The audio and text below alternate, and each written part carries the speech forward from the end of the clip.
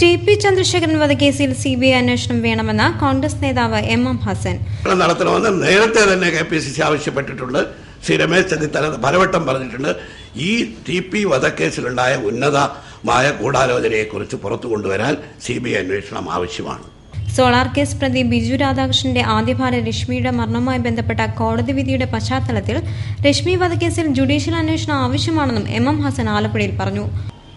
രശ്മി വധക്കേസിൽ നടന്നിട്ടുള്ള പോലീസിനെ സ്വാധീനിച്ച, അന്വേഷണത്തെ സ്വാധീനിച്ച ഉന്നതമായ ഇടപെടലിനെ കുറിച്ച് ഒരു അന്വേഷണം നടത്തേണ്ടത് ആവശ്യമാണ്.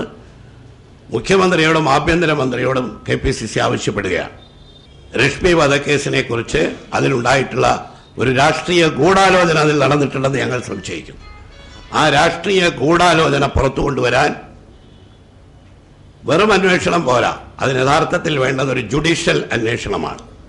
അതേസമയം JSS തമ്മിത്തല്ലാണെന്ന് പറഞ്ഞ ഹസൻ, മന്ത്രിമാർ അഹങ്കാരികളാണെന്ന് ഗൗരിയമ്മയുടെ മുൻ പ്രസ്താവനയ്ക്ക് ഗൗരിയമ്മയുടെ അത്രയും അഹങ്കാരികളല്ലെന്നും മറുപടി നൽകി. ഞങ്ങളുടെ മുന്നണിയുടെ ഒരു പ്രത്യേകത അതാ, ആരെയും ഞങ്ങൾ ഇറക്കി വിടുകയില്ല, ഇറങ്ങി പോകണമെന്ന് പറയില്ല. അങ്ങനെ അഹങ്കാരം നോക്കിയല്ലല്ലോ എടുക്കുന്നത്, രാഷ്ട്രീയ നിലപാട് നോക്കിയല്ലേ എടുക്കുന്നത്. അഹങ്കാരമൊക്കെ ഒരു സ്വഭാവമല്ലേ, രാഷ്ട്രീയമല്ലല്ലോ.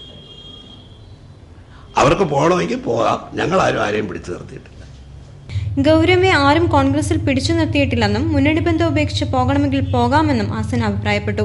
രശ്മി വധക്കേസിൽ രാഷ്ട്രീയ ഇടപെടലുകളാണ് വിധി വൈകിപ്പിച്ചതിന് കാരണമെന്നും കേസിൽ കുറ്റക്കാരനാണെന്ന് കോടതി വിധിച്ച ബിജു രാധാകൃഷ്ണന് കേസ് തേച്ചുമായ്ക്കുന്നതിനായുള്ള സഹായങ്ങൾ LDF ഭരണകാലത്ത് ലഭിച്ചിട്ടുണ്ടെന്നും ഇതിന്റെ ഫലമായാണ് കേസ് അന്വേഷണം വഴിമുട്ടിയതെന്നും ഹസൻ പറഞ്ഞു.